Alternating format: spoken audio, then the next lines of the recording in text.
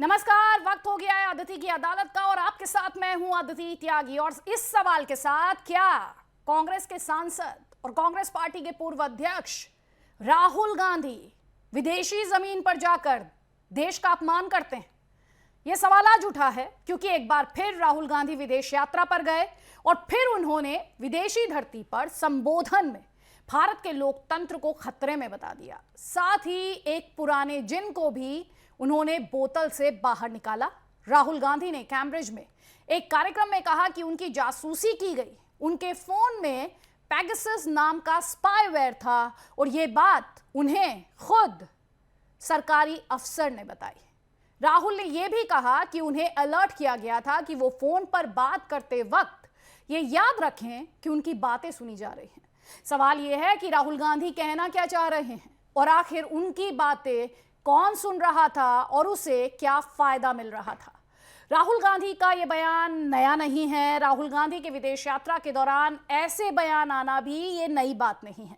सियासत भी नई नहीं है और राहुल के बयान पर हमेशा की तरह इस बार भी बीजेपी हमलावर नजर आई है। बीजेपी ने यह साफ तौर पर कहा कि राहुल के दिमाग में ही पेगासस है। बीजेपी ही नहीं, तमाम सियासी दलों ने भी इस बयान को हाथों हाथ ले लिया। नए सवाल खड़े होने लगे और सियासी तूफान भी उठा। आज अदिति की अदालत में राहुल गांधी हैं, उनके बयान हैं और साथ ही ये सवाल भी है, क्या वाकई ये बयान विदेशी धरती पर भारत का अपमान करते हैं? और ये सवाल भी है, क्या ये बयान, जैसा कि कांग्रेस पार्टी कह रही है, ये भारत का अपमान नहीं है, क्योंकि सरकार से सवाल पूछना तो लोकतंत्र में राहुल गांधी का अधिकार है। तो ये दो सवाल हैं जिन पर आज हम अदिति की अदालत में बहस करेंगे और कई खास मेहमान हमारे साथ होंगे। लेकिन उससे पहले आज आपके लिए जानना और समझना जरूरी, कैसे राहुल गांधी कैम्ब्रिज में एक नए लुक में नजर आए। आपको उनका भारत जोड़ो यात्रा के दौरान वो लंबी दाढ़ी वाला लुक याद होगा। कई लोगों ने उनमें कार्ल मार्क्स दिखने की बात कही थी। आज वो लुक बदल गया। आज जो लुक था वो नया था, लेकिन नए लुक में भी मुद्दा पुराना था। मुद्दा भारतीय लोकतंत्र और लोकतांत्रिक संस्थाओं के खतरे में होने का, मुद्दा भारत में ऑपोजिशन की निगरानी होने का और उनके फोन में पेगासस स्पाईवेयर होने का। कैसे ये पूरा मामला आज गरमाया, राहुल गांधी ने क्या कहा और उसके बाद सरकार की तरफ से उन्हें जवाब क्या मिला है, पूरे डिटेल्स इस रिपोर्ट को ध्यान से देखिएगा।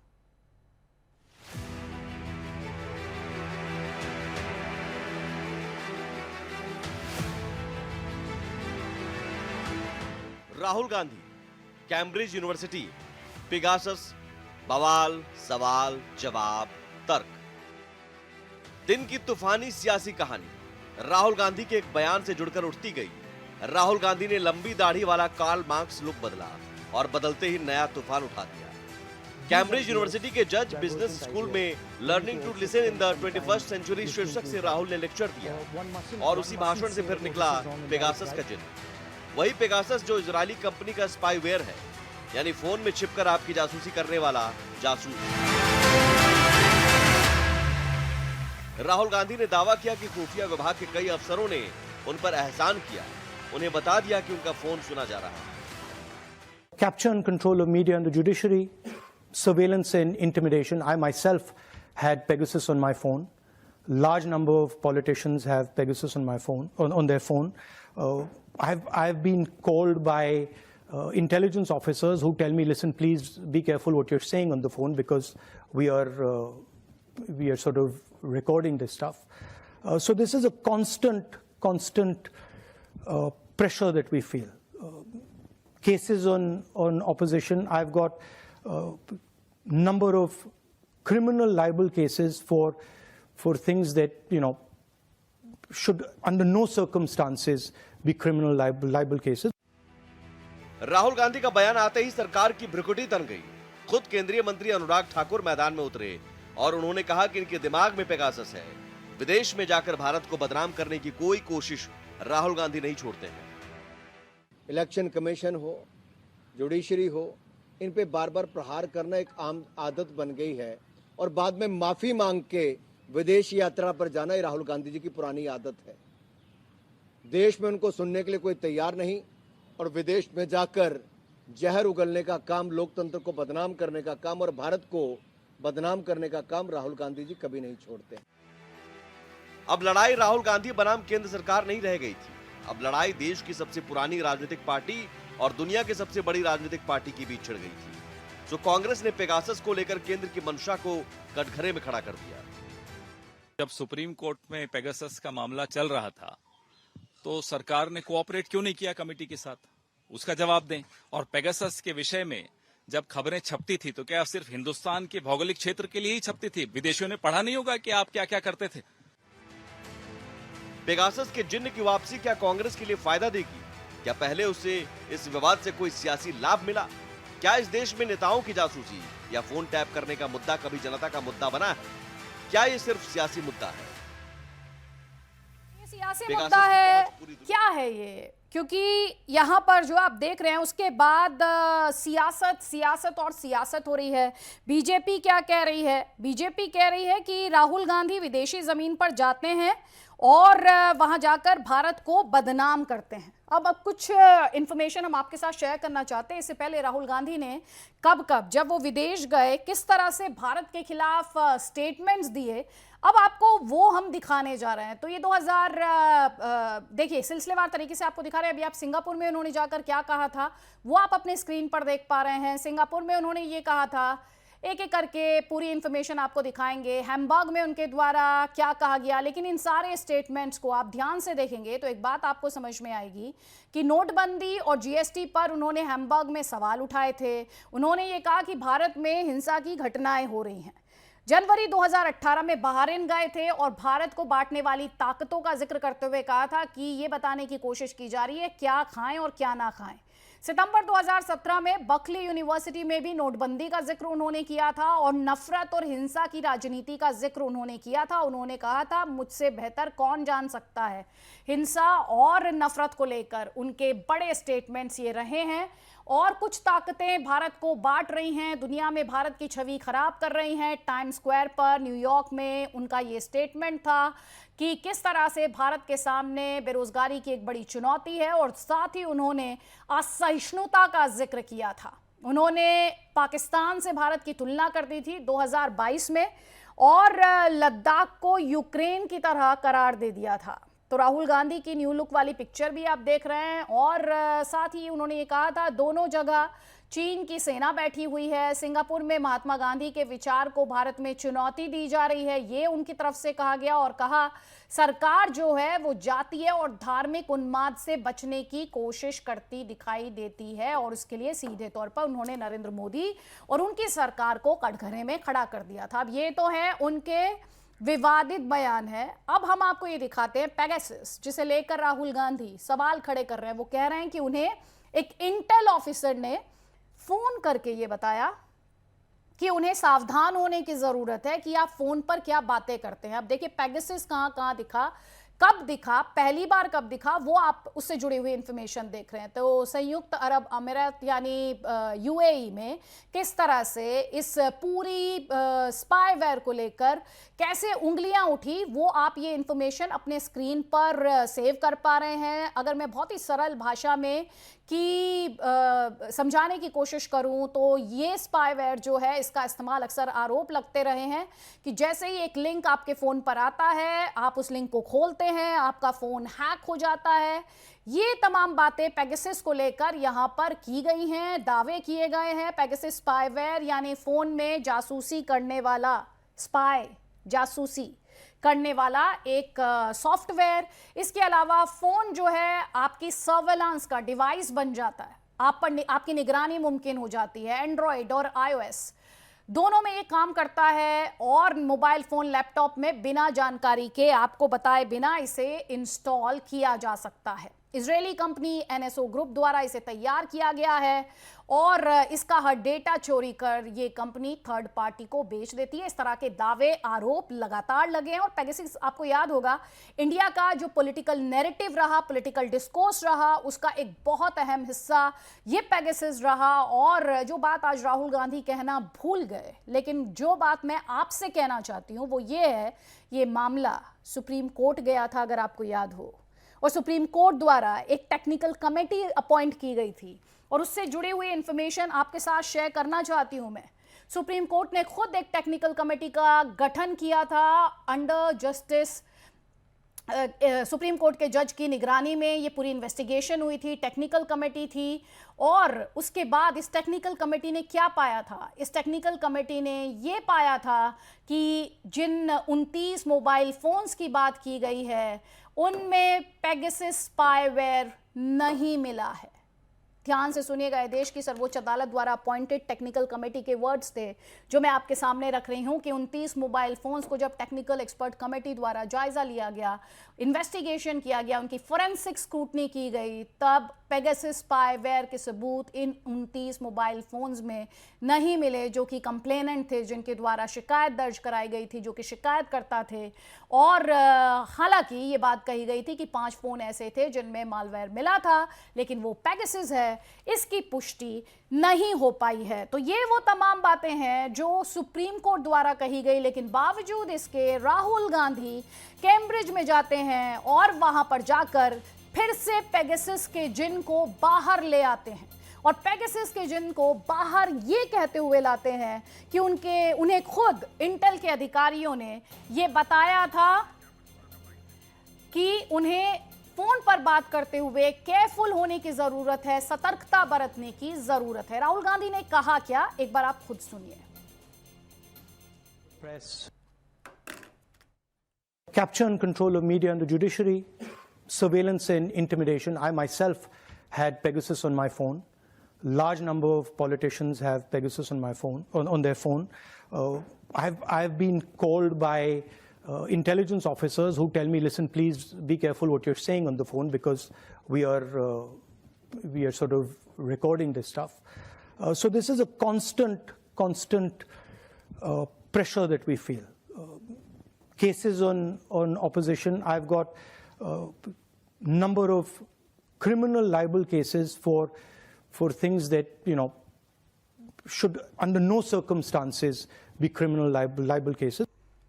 और राहुल गांधी ने एक तरफ पेगासस का जिक्र किया था, यहाँ पर राहुल गांधी ने माइनॉरिटीज का मुद्दा भी उठाया था और राहुल गांधी ने लोकतंत्र को भी खतरे में बताया था, जिसका जिक्र हमने शुरुआत में ही यहाँ पर किया। इस पर आज लगातार पॉलिटिकल रिएक्शंस आए हैं। हालांकि कांग्रेस प्रेसिडेंट मल्लिकार्जुन खड़गे ये कह रहे हैं कि राहुल गांधी ने कुछ भी गलत नहीं किया है और फोन टैपिंग होती है।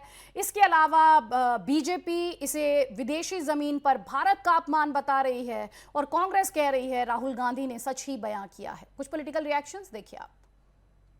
इलेक्शन कमीशन हो, जुडिशरी हो, इन पे बार बार प्रहार करना एक आम आदत बन गई है और बाद में माफी मांग के विदेश यात्रा पर जाना ये राहुल गांधी जी की पुरानी आदत है। देश में उनको सुनने के लिए कोई तैयार नहीं और विदेश में जाकर जहर उगलने का काम, लोकतंत्र को बदनाम करने का काम और भारत को बदनाम करने का काम राहुल गांधी जी कभी नहीं छोड़ते। जब सुप्रीम कोर्ट में पेगासस का मामला चल रहा था तो सरकार ने कोऑपरेट क्यों नहीं किया कमेटी के साथ? उसका जवाब दें। और पेगासस के विषय में जब खबरें छपती थी तो क्या सिर्फ हिंदुस्तान के भौगोलिक क्षेत्र के लिए ही छपती थी? विदेशियों ने पढ़ा नहीं होगा कि आप क्या क्या करते थे? और जब आप विदेश की एक कंपनी का इस्तेमाल का दुरुपयोग अपने देश के विपक्ष के खिलाफ करते थे, तब नहीं सोचा था आपने कि विपक्ष की ये विदेश की कंपनी है? आज विदेश याद आ रहा है इन्हें। राहुल गांधी विपक्ष के बड़े नेता हैं, संसद सदस्य हैं। उन्होंने जो सवाल उठाया वो बहुत गंभीर है और इसका संतोषजनक जवाब सरकार को देना चाहिए। वो व्यक्ति कहता है कि लोकतंत्र खतरे में है, जिन्होंने आपातकाल के अंदर बेमतलब में हजारों लोगों को गिरफ्तार कर जेल में डालने का काम किया, जिसने संविधान की हत्या करने का काम किया, जिसने 84 के दंगों के अंदर सिखों को मारने का काम किया और जो लगातार जो राष्ट्रपति शासन लगाकर राज्य सरकार को 50 राज्य सरकारों को उन्होंने बर्खास्त करने का काम किया। वो कहता है लोकतंत्र खतरे में। इनको आदत सी बन गई है देश से बाहर जाकर देश की बदनामी करने के लिए। विदेश की धरती में भारत की लोकतांत्रिक प्रणाली और डेमोक्रेटिक इंस्टीट्यूशंस का इस तरह से माहौल और मजाक बनाकर राहुल जी ने देश को और देश के लोकतंत्र को अपमानित किया है। राहुल गांधी जी को इसके लिए माफ़ी मांगनी चाहिए, देश के सुप्रीम कोर्ट से भी, देश के पार्लियामेंट से भी। मोदी जी की सरकार घर घर में घुस के जासूसी करना चाहती है।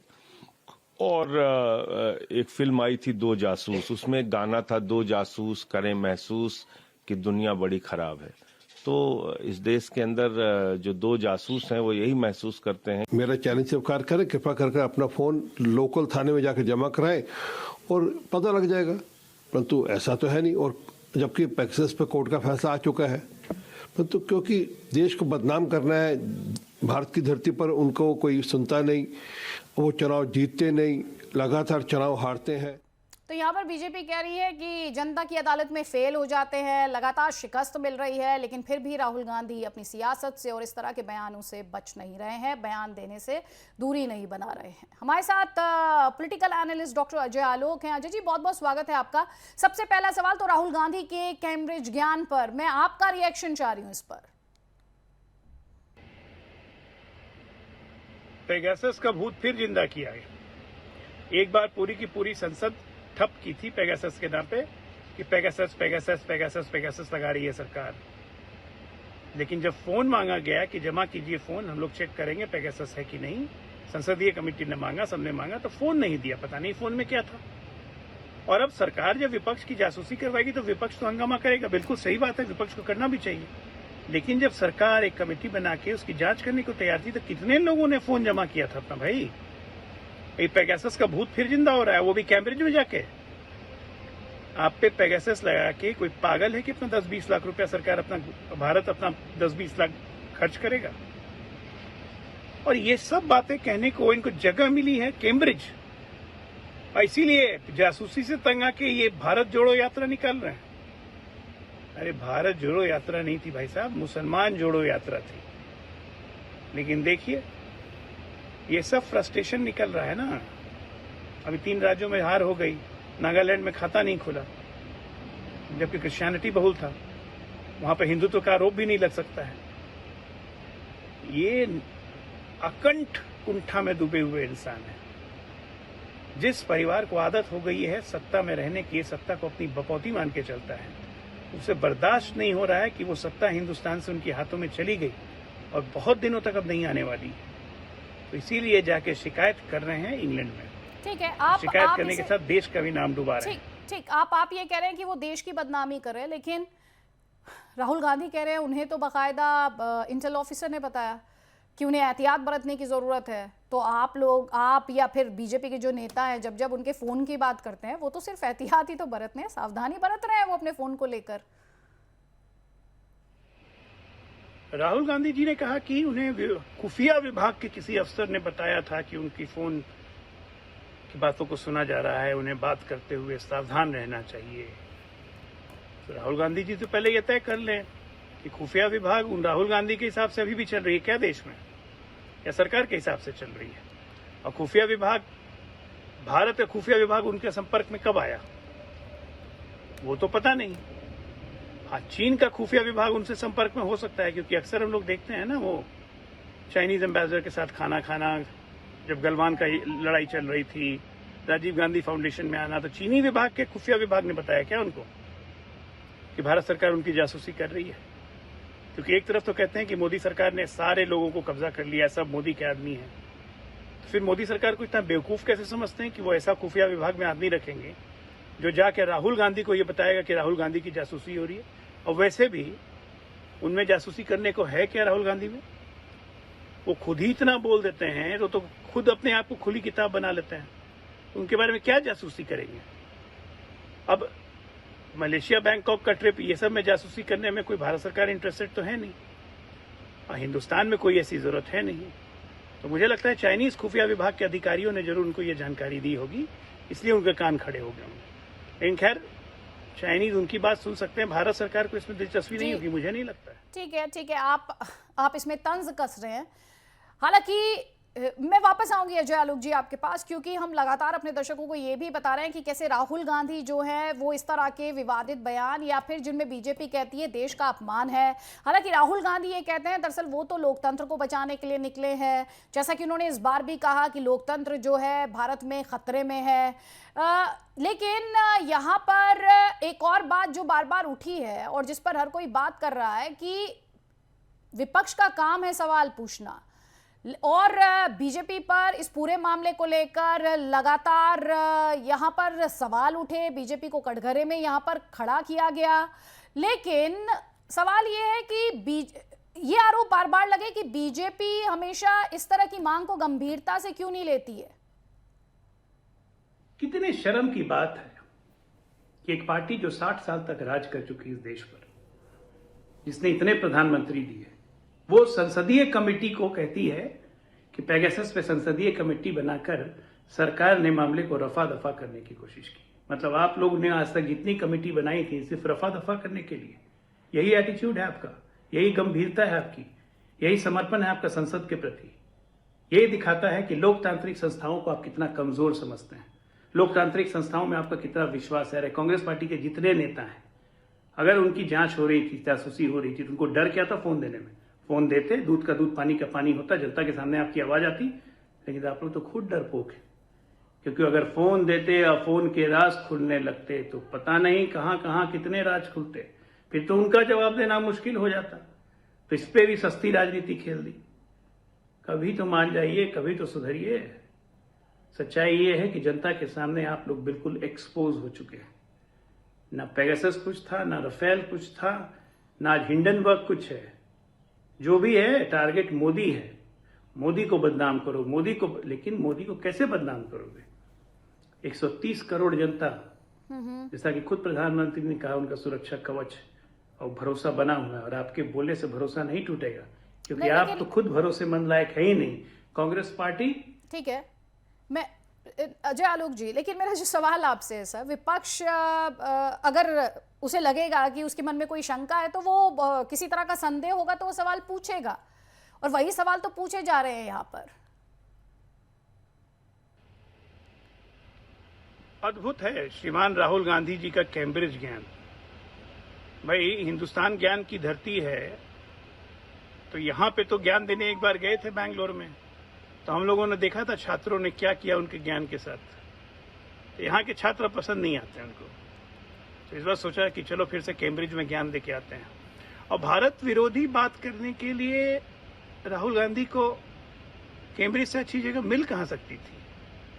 एक प्लेटफॉर्म मिला हुआ है, एक इकोसिस्टम मिला हुआ है, जहाँ लोग राहुल गांधी को सुनेंगे, भारत की बुराइयां सुनेंगे। एक राहुल गांधी जी के द्वारा, जो कांग्रेस के युवराज हैं, ऐसी सोच और ऐसा कैम्ब्रिज ज्ञान राहुल गांधी और गांधी परिवार को ही मुबारक हो। क्योंकि आज इंग्लैंड में बैठा हुआ, लंदन में बैठा हुआ हर हिंदुस्तानी शर्मिंदगी महसूस कर रहा होगा कि राहुल गांधी जी कैम्ब्रिज में आके क्या ज्ञान बखार रहे हैं।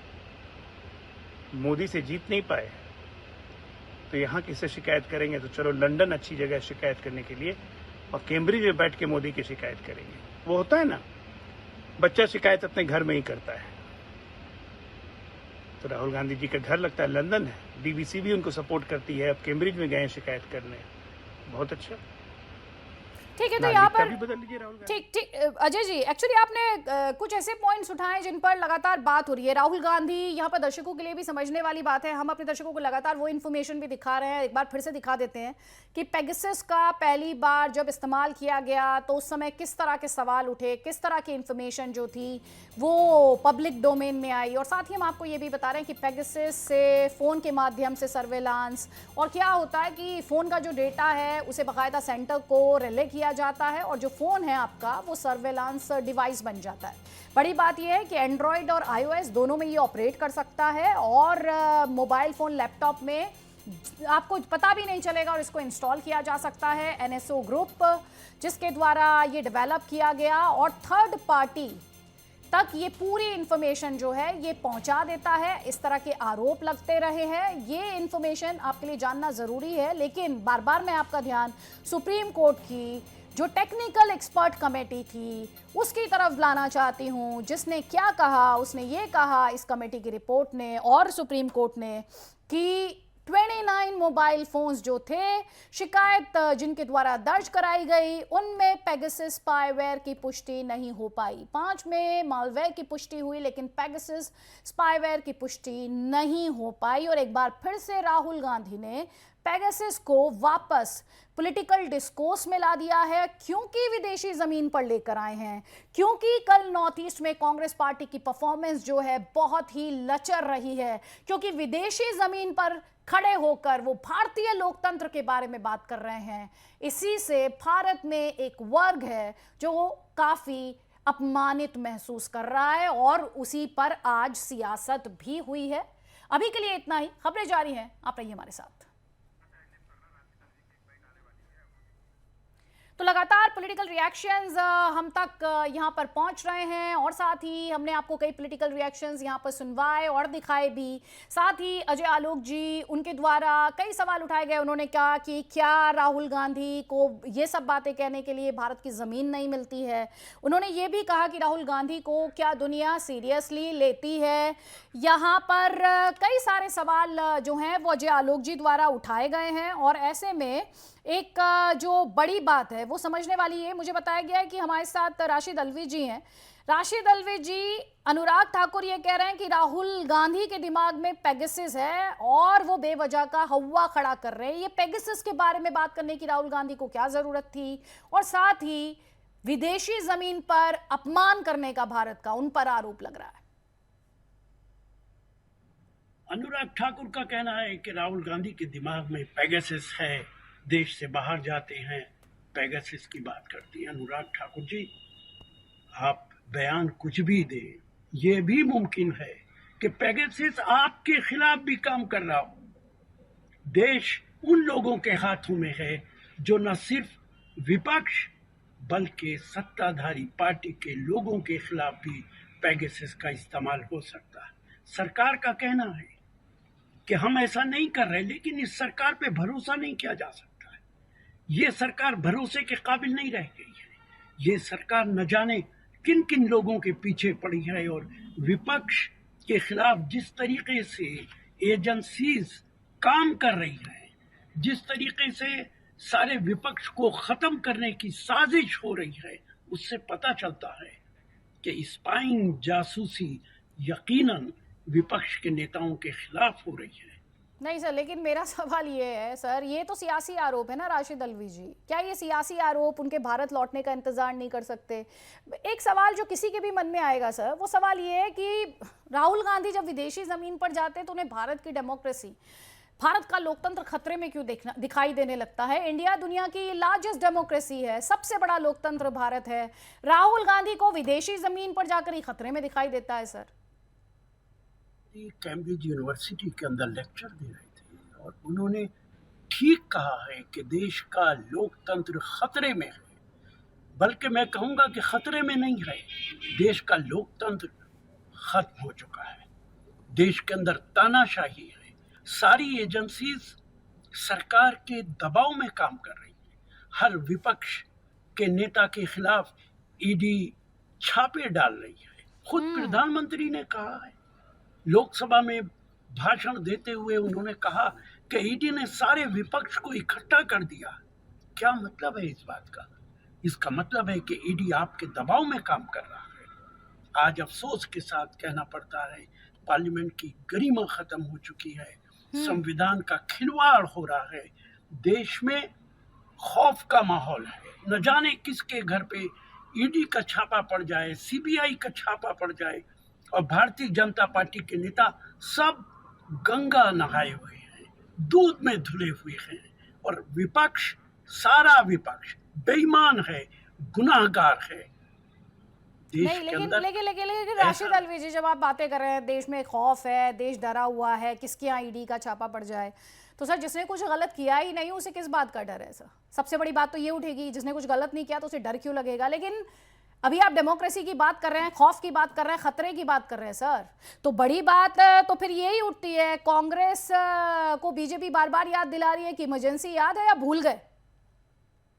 इंदिरा गांधी ने इमरजेंसी लगाई थी, गलत फैसला था, ये बात कांग्रेस कई बार कह चुकी है, लेकिन इमरजेंसी का प्रावधान, प्रोविजन कॉन्स्टिट्यूशन के अंदर मौजूद है।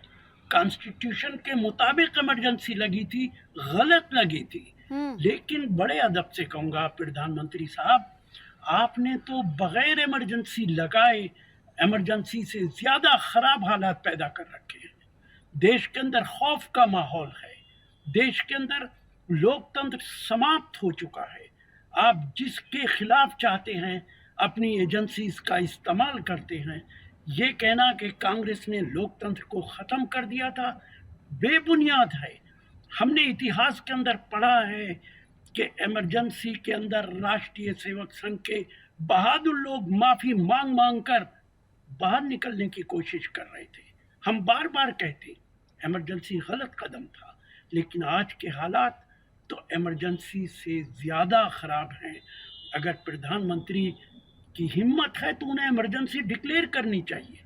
उसके बाद इस तरीके का माहौल हो कि लोगों को लगता है कि उनकी जासूसी हो रही है, लोगों को लगता है कि उनके खिलाफ एजेंसीज बेबुनियाद इल्ज़ामात लगा रही हैं, उनके खिलाफ छापे लग रहे हैं। ये सब कुछ कांग्रेस के ज़माने में कभी नहीं होता था।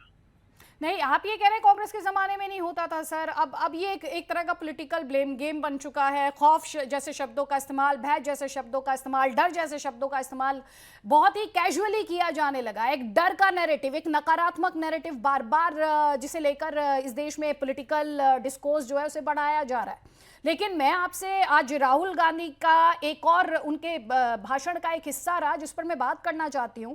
उन्होंने जम्मू कश्मीर में भारत जोड़ो यात्रा का जिक्र किया। उन्होंने ये कहा कि उन्होंने आतंकवादी की आंख में आंखें डालकर देखा, लेकिन कुछ भी बुरा नहीं हुआ। उनके पास एक व्यक्ति आया, उसने कहा कि वहां आतंकी खड़े हैं।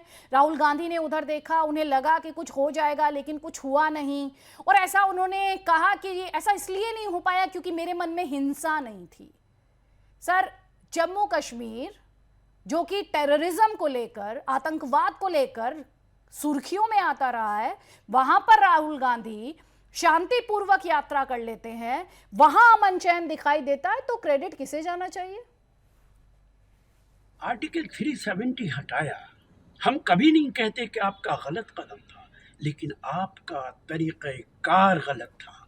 8 लाख फौज लगा के कश्मीर के अंदर आपने आर्टिकल 370 को हटा दिया। हम बार बार कहते थे कश्मीर के लोगों को एतमाद में लीजिए, कॉन्फिडेंस में लीजिए, वहाँ के नेताओं को कॉन्फिडेंस में लीजिए। आपने तमाम नेताओं को जेल के अंदर भेज दिया। उस मुख्यमंत्री को जिसके साथ मिल के आपने कश्मीर में सरकार चलाई, उसको भी आपने जेल के अंदर भेज दिया। आपको उस पर भी कॉन्फिडेंस नहीं था जिसके हाथों में आपने कश्मीर की बागडोर दे दी थी। हमारा कहना था सबको एतमाद में लेके आर्टिकल 370 को हटाइए। आज किसी खुशफहमी में मत रहिए कि वहाँ आतंक खत्म हो गया है। आज भी लोग मारे जा रहे हैं। आज भी वो आतंकी जो राहुल गांधी से मिला था वो हालात बताना चाहता था। उसको लगता था कि राहुल गांधी उनकी बात देश के लोगों को बताएंगे। वो इसीलिए आया था, खुद दौड़ के आया था कि राहुल गांधी उसकी आवाज उठाएंगे देश के अंदर। वो क्या सोचते हैं वो सोच देश को बताएंगे जो सरकार तक पहुंचेगी। भारतीय जनता पार्टी की ये गलत फहमी है कि आज कश्मीर के हालात ठीक हो गए हैं।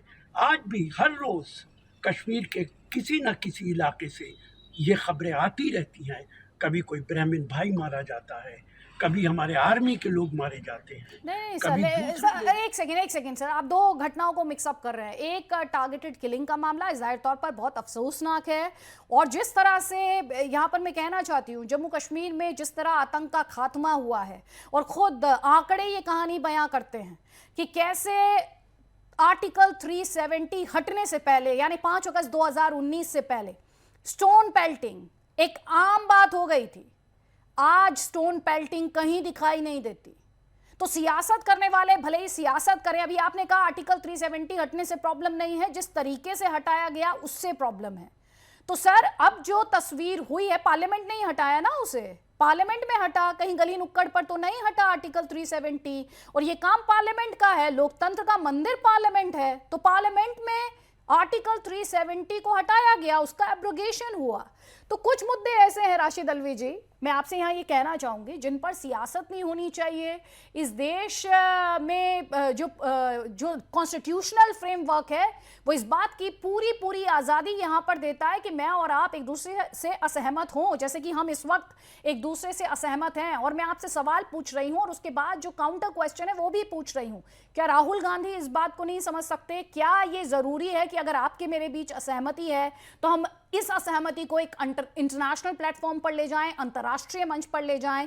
क्या जरूरी है कि भारत के लोकतंत्र के बारे में जो मेरे पॉलिटिकल डिफरेंसेस हैं, और यहां पर बात मैं राहुल गांधी की कर रही हूं, उन डिफरेंसेस को आप इंटरनेशनल प्लेटफॉर्म पर जाकर हाईलाइट करें? क्योंकि मुझे यहां पर याद आ रहे हैं मणिशंकर अय्यर गए थे पाकिस्तान, बोला आप बदलवा दीजिए, आप सरकार बदलवा दीजिए। तो भाई देश की जनता है, जनता की अदालत में नेता जाते हैं, वहां पास और फेल होते हैं, जैसे कल नॉर्थ ईस्ट में भी पास और फेल हुए। हम चाहते हैं कि मजबूत विपक्ष बने सर, बहुत जरूरी है, लेकिन साथ ही कुछ मुद्दों पर सियासत नहीं होनी चाहिए। और ये जो डिफरेंसेस ऑफ ओपिनियन है, यही डेमोक्रेसी की खूबसूरती है कि राहुल गांधी और कोई और उनसे अग्री ना करे और अलग अलग व्यू पॉइंट्स रहें, लेकिन उसके लिए हमें विदेशी जमीन पर इन व्यू पॉइंट्स को डिस्कस करने की क्या सही मायने में जरूरत है, ये सवाल मैं दर्शकों पर छोड़ देती हूँ। राशिद अलवी जी, समय का अभाव है, मुझे इस डिस्कशन को यहीं पर क्लोज करना है। Thank you so much. और एक छोटे से ब्रेक के लिए हम यहाँ रुक रहे हैं।